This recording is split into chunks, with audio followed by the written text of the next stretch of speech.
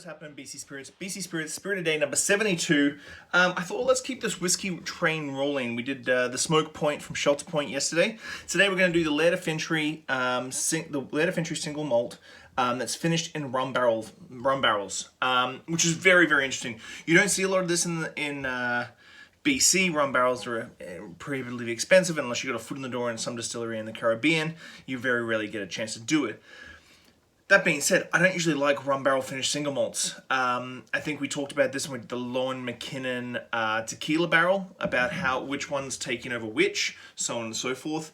I don't love rum barrel finished single malts because I kind of feel like the rum is always heavier than the single malt it's being aged in. So this one's a little bit difficult because I'm not a big fan of them. But this one I do actually quite like. So what it does is Tyler, the owner, goes down to Martinique surfing during summer, probably not this year, but usually. And while he's there, he picks up a couple of barrels and ships them back. Doesn't flat pack them, just ships them back whole, which is exorbitantly expensive. But then they put their classic Laird Fintry, which is probably one of the oldest single malts in BC, into the rum barrel finish. Sorry, into the Martinique rum, which I think is the barrel selection that is the big thing. The Martinique is very grassy and herbaceous and really gives a huge mouthfeel without being that molassesy heavy. Rum Martinique is just depending if it's an AOC, but usually rum Martinique is just sugarcane juice and the dunda, the crushed sugarcane pulp. And that's all fermented and distilled. So it's a lighter, it sort of sits in between cachaça and traditional rum. Rum's traditionally made with molasses. So you're not getting that heavy molasses sort of flavor profile. On the nose, classic Laird Fintry. Talked about terroir yesterday. I don't think that we're going to have terroir specificness in BC per region, like, oh, this is a Vancouver Island single malt, or oh, this is a Lower Mainland single malt. I think it's very much driven to the distillery. Shelter Point has a distinct flavor profile. Lone McKinnon has a distinct flavor profile. And so does Okanagan Spirits. And Okanagan Spirits' distinct flavor profile actually covers all their whiskeys, their rye and their bourbon.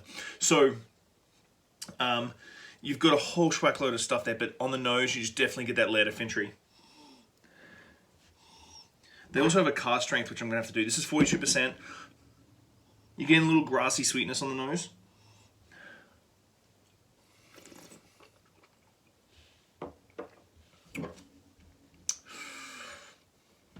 I'm going to have to double check the age statement on this. I think it's 5 years in once used bourbon and then finished in the rum barrel finish.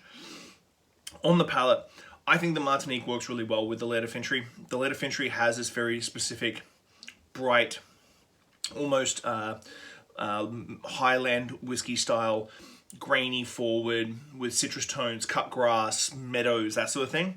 And then that comes in that rum barrel, which is slightly sweet, but also has that grassy, complex, dundery sort of flavor profile that you would expect from a Martinique rum.